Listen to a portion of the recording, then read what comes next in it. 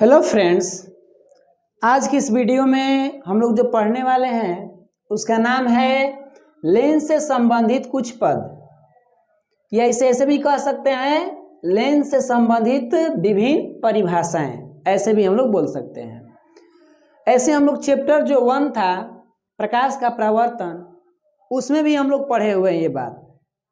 तो वहाँ क्या पढ़े थे? दर्पण से संबंधित पद, जिसमें हम लोग का नाम आया था मुख्य अक्ष, फोकस दूरी, ये सब मतलब वक्रता केंद्र, वक्रता त्रिज्या, कई वो नाम यहाँ पर आया हुआ था।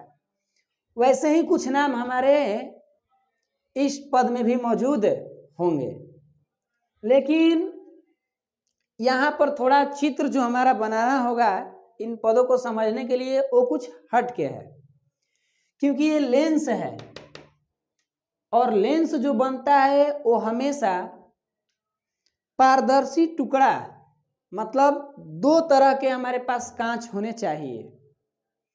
अब दोनों का शेप जो है हमारा बनेगा ज्यामितीय आकृति के आधार पे। और लेंस से संबंधित जो पद पढ़ने जा रहे हैं, इसमें कौन से लेंस का वर्णन होगा? तो गोलीय लेंस का। और देखिए, इसके नाम से ही लग रहा है कि गोलीय लेंस यानी गोला से मिलाकर बनाया गया लेंस है। तो देखिए, अगर हम गोला लेकर बनाए लेंस को इस तरीका से, तो इस ऐसे मान लीजिए कि एक ये गोला ले लिया और एक ऐसे इस तरह से, थोड़ा सा अरे अजीब बन गया, टेढ़ा बन गया, क्या करिएगा, चांद के हाथ है, बन सकता है ऐसे। चलिए इस तरीके से बना दे। तो देखिए, लेंस को बनाने के लिए हमने दो गोला ले लिया। ये दोनों गोला जो है पारदर्शी हैं, और ये दोनों गोला खोखला है क्या? नहीं, क्योंकि खोखला गोला से हमें जो बनेगा वो तो दर्पण में था कि खोखला गोला का एक भाग होता है। यहाँ पर खोखला गोला से नहीं बनेगा, ये गड़बड़ हो जाएगा सिस्टम। तो ये कहीं ना कहीं मेन हमारा जो दर्पण बन रहा है, सॉरी लेंस जो बन रहा है, वो ये यहाँ से लेकर यहाँ तक, यही मेन मेरा लेंस है, देख लीजिए। और जैसे ही दोनों गोला को हम सटाए हैं, तो ये किस तरह का लेंस बना है? तो ये बना है उत्तल लेंस। थोड़ा सा इसे कल्पना में मिटा लीजिए, तब और स्पष्ट समझ में आएगा। मान लीजिए कि ये नहीं है, हटा दिए हैं, क्योंकि भाई जब हम लेंस बनाएंगे तो दोनों गोला को ऐसे कर लेंगे, तो बाकी के जो भाग बचेगा ना, इसका कहानी खत्म कर लेंगे ऐसे। देखिए, मेन मेरा फोकस करिएगा, तो ये अगर यही दोनों गोला को हल्का सा दूरी पर रख के सटाया जाए, मतलब एक ऐसे कर लें और एक ऐसे कर लें, दोनों को कुछ दूरी पर रख दिया जाए, काहे वो दूसरा गोला हल्का अजीब बन रहा है ऐसे, हाँ, इन दोनों को कुछ दूरी पर रख कर सटाया जाएगा, कुछ अदर पदार्थ डालकर, मतलब ऐसे। तो देखिए, ये कौन सा लेंस तैयार हो गया? इसको कुछ दूर पर रख कर इसको हम कार्य किए हैं, बनाए हैं, तो ये बन गया है मेरा क्या? अवतल लेंस बन चुका है। इसी तरीके से लेंस को बनाया जाता है। गोलीय लेंस को बनाना होगा, उत्तल लेंस बनाना हो तो दोनों गोला को सटा देगा, और इसको बनाना होगा तो इसको कुछ दूरी पर रख के सटाएगा, और बाकी के जो भाग बचते हैं उसको हटा दिया जाता है, और इसमें से बीच वाला जो सिस्टम है उसको निकाल लेते हैं। तो इसी प्रकार से हमारा बन के तैयार हो गया। अब इनमें जो पद आएंगे उन पदों को जरा रचना कर लिया जाए। क्या हम किसी एक ही पर समझ लें? आखिरकार जो रचना इसमें करेंगे वही रचना इसमें आएंगे, कोई ज्यादा अंतर है नहीं। तो क्यों ना हम इसी पर समझ लेते हैं, उत्तल लेंस पर, ताकि बेटर रहेगा। अभी कसम नहीं खाए हैं कि उत्तल लेंस पे समझेंगे, आप अवतल पे भी समझ सकते हैं, ठीक है। इसको ऐसे कर लिया जाए, इसका मुख्य अक्ष खींच लीजिए, इसका नाम है मुख्य अक्ष। ये जो है इसका नाम क्या है? प्रकाशीय केंद्र। इस गोला का कहीं ना कहीं यहाँ सेंटर बनेगा, यहाँ पर, और यहाँ पर भी सेंटर बनेगा, मान लीजिए। तो इस सेंटर को बोलने देंगे C1 और इस सेंटर को बोल देंगे C2। और ये जो हमारा है x डैश मतलब ये मुख्य अक्ष है। इस गोला की भी त्रिज्या हो सकती है, इस गोला की भी त्रिज्या हो सकती है। त्रिज्या मतलब क्या, सेंटर से ये परिधि के बीच की दूरी होती है ऐसे। तो ये त्रिज्या को हम r से सूचित करते हैं। तो सेंटर 1 के लिए इसे r1 कर दीजिए। छोटा दिख रहा है क्या, बड़ा लिख देते हैं, मतलब ऐसे r1। इसको भी कर लीजिए, सेंटर से लेके यहां तक की दूरी को, इसको कर लीजिए r2। और भी हमारा पद आएंगे, लेकिन अभी जितना हमें अभी दिखाई दिया हम इसकी स्टडी कर लेंगे। तो इसमें पहला जो हमारा पद है, ऐसे ही आप चाहेंगे तो उत्तल वाले भी चित्रों में दर्शा सकते हैं, कोई दिक्कत नहीं है। जो फर्स्ट पद हम लोग पढ़ लेते हैं वो पढ़ लेते हैं वक्रता त्रिज्या, सॉरी वक्रता केंद्र पढ़ लेते हैं, तब अच्छा रहेगा कोई पद पढ़ने में। वक्रता केंद्र, पहला हमारा जो पद है उसका नाम क्या है, वक्रता केंद्र। इसे हम लोग अंग्रेजी में क्या कह सकते हैं, सेंटर ऑफ कर्वेचर।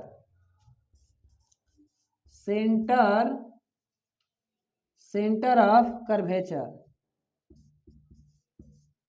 सेंटर के मीनिंग में देख लीजिएगा, यही ना मीनिंग रहेगा, ताकि वो सेंटर एक और होता है, सेंटर ऑफ कर्वेचर।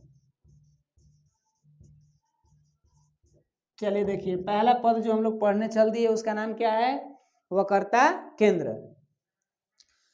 तो आप लोग को कहीं ना कहीं दर्पण में भी ये आया होगा, वक्रता केंद्र, वक्रता त्रिज्या जैसा वर्ड। तो सुनिए, लेंस जिस गोला का भाग होता है, हम ऐसे बोलेंगे इसको वक्रता केंद्र का डिफिनेशन देते समय, लेंस जिस गोला का भाग होता है उस गोले के केंद्र को वक्रता केंद्र कहते हैं। बाउंस कर गया, एक बार और। लेंस जिस गोले का भाग होता है उस गोले के केंद्र को वक्रता केंद्र कहते हैं। खड़ी पाई देकर पैराग्राफ चेंज करके ऐसे लिख सकते हैं आगे। एक लेंस में दो वक्रता केंद्र होते हैं। अगर उसके बाद जो इसको बताने के बाद लिखने वाली बात बोल रहे हैं, एक लेंस में दो वक्रता केंद्र होते हैं जिन्हें C1 तथा C2 से सूचित कर सकते हैं या करते हैं, ये भी अच्छा रहेगा। तो इस तरीका से हमारा वक्रता केंद्र क्या हो चुका, समाप्त हुआ, यानी पहला पद की समाप्ति। स्टार्ट करते हैं दूसरा पद। क्या इसमें वक्रता केंद्र में कंफ्यूजन लग रहा है महाशय जी लोग? हमें तो लग रहा है कि बिल्कुल मस्त है। क्यों नहीं उतना हम इस पर फोकस कर पा रहे हैं? क्योंकि दर्पण में ये सब आया था ना, अब हम आगे पहुंच चुके हैं, तो अब कितना क्या किया जाए। तो यानी अब हमारा जो स्टार्टिंग होने वाला है उसका नाम क्या है, मुख्य अक्ष कहें या प्रधान अक्ष कहें। तो आइए स्टार्ट करते हैं। नाम उसका दे देते हैं कोई एक, आपका कहें तो जो भी कहना होगा। क्या रख देना दूसरा पद का नाम? प्रधान अक्ष, प्रधानमंत्री। चलिए प्रधाने लिख दीजिए, क्या है, प्रधान अक्ष। इसे अंग्रेजी में क्या कहते हैं बताएंगे? Principal axis. Principal axis. चलिए देखिए, ये प्रधान अक्ष क्या होते हैं? ये वही अक्ष है ना, एक्स और एक्स डैश जो सीधी रेखा जा रहा है। तो इसका डिफिनेशन एकदम सिंपल, आप जरा ध्यान देंगे ना कि यही अक्ष, यही जो सीधी रेखा है, ये लेंस के दोनों केंद्रों को मिला रहा है। कहां से कहां तक? यहां से देखिए, यहां से लेके यहां तक। ये दोनों लेंस की वक्रता केंद्र जो है उनको मिलाने वाली रेखा है प्रधान अक्ष। तो डिफिनेशन के तौर पर हम इसे कैसे बोल सकते हैं? लेंस के दोनों वक्रता केंद्रों को मिलाने वाली सीधी रेखा प्रधान अक्ष कहलाती है। डिफिनेशन के तौर पर अगर हम बनाए तो क्या बन गया कि लेंस के दोनों वक्रता केंद्रों को मिलाने वाली सीधी रेखा प्रधान अक्ष कहलाती है। इसका जो दूसरा नाम अगर हमें देना होगा तो हम इसे क्या कह सकते हैं, जरा बताएं। तो प्रधान अक्ष को मुख्य अक्ष के नाम से भी जानते हैं।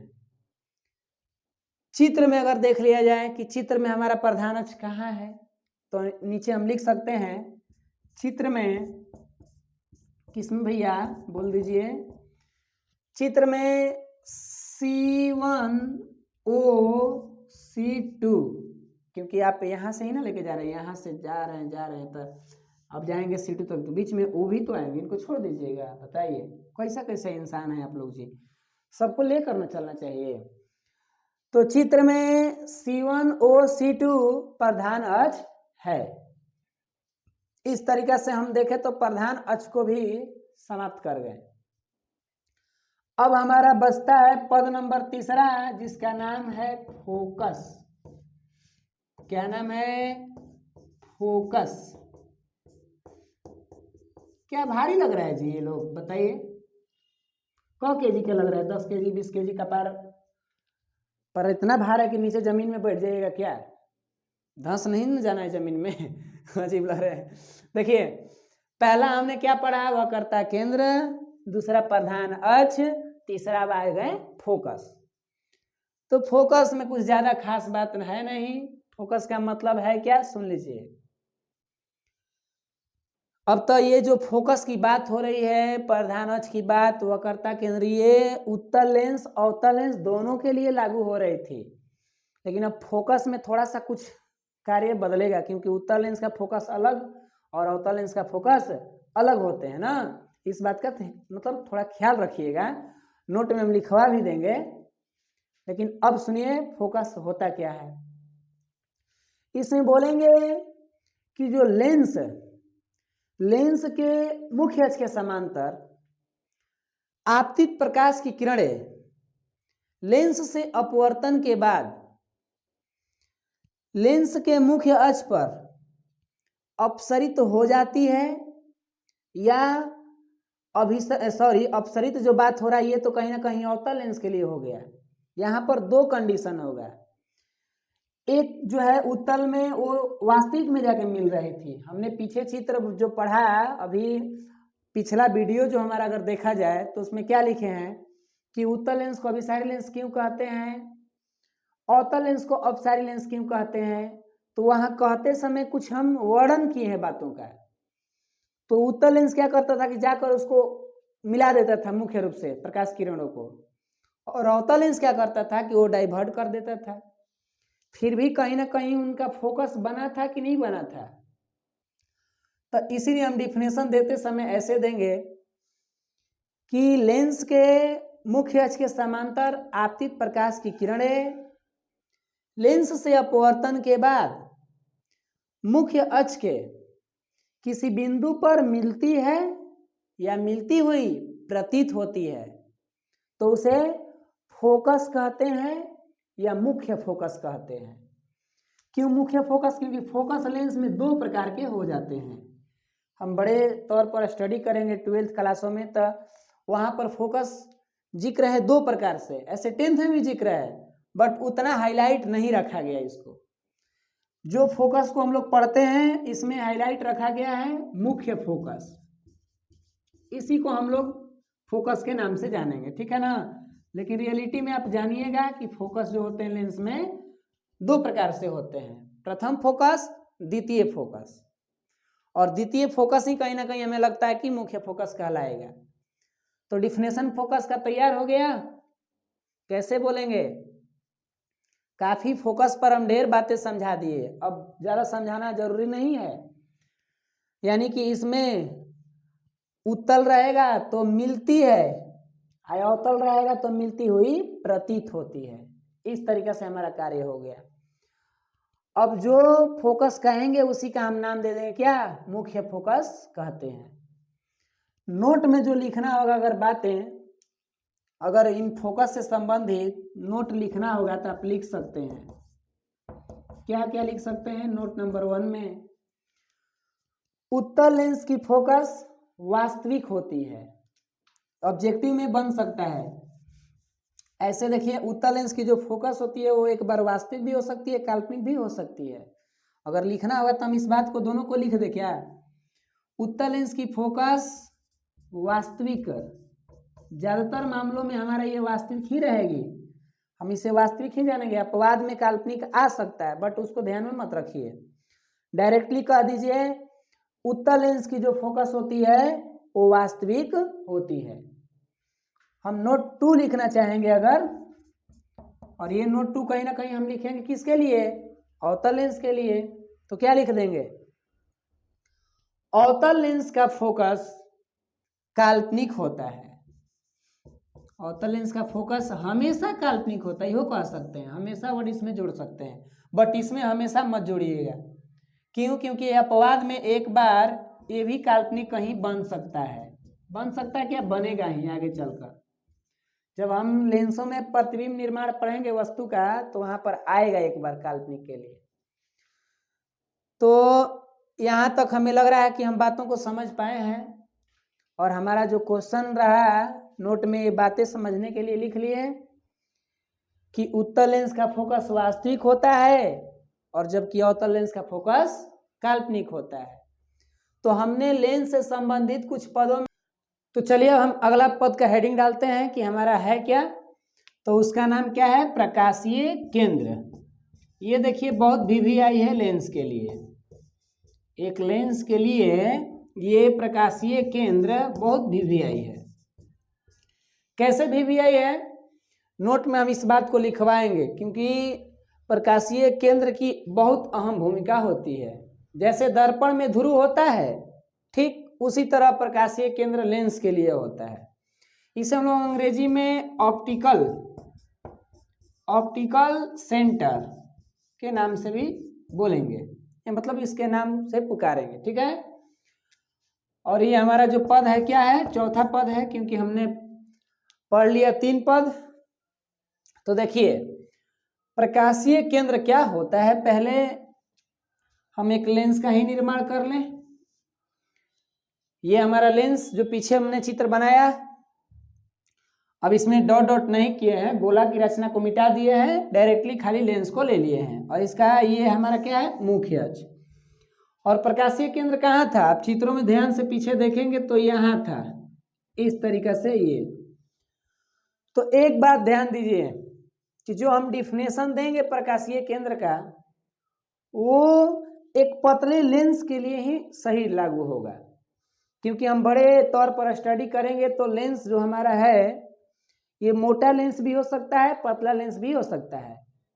लेकिन जहाँ तक हमारा उम्मीद है कि जो हम लोग पढ़ाई करेंगे लेंस के बारे में, चाहे 10th हो या आगे की क्लास 12th हो, तो ज़्यादातर वर्णन पतले लेंस का ही है। तो पतले लेंस के लिए ही ये डिफिनेशन मतलब जो हम बोलेंगे वो सही मतलब हो पाएगा, क्योंकि मोटा लेंस में ना कुछ बातें अलग हो जाएगी। तो देखिए डिफिनेशन हम कैसे देते हैं प्रकाशीय केंद्र का। लेंस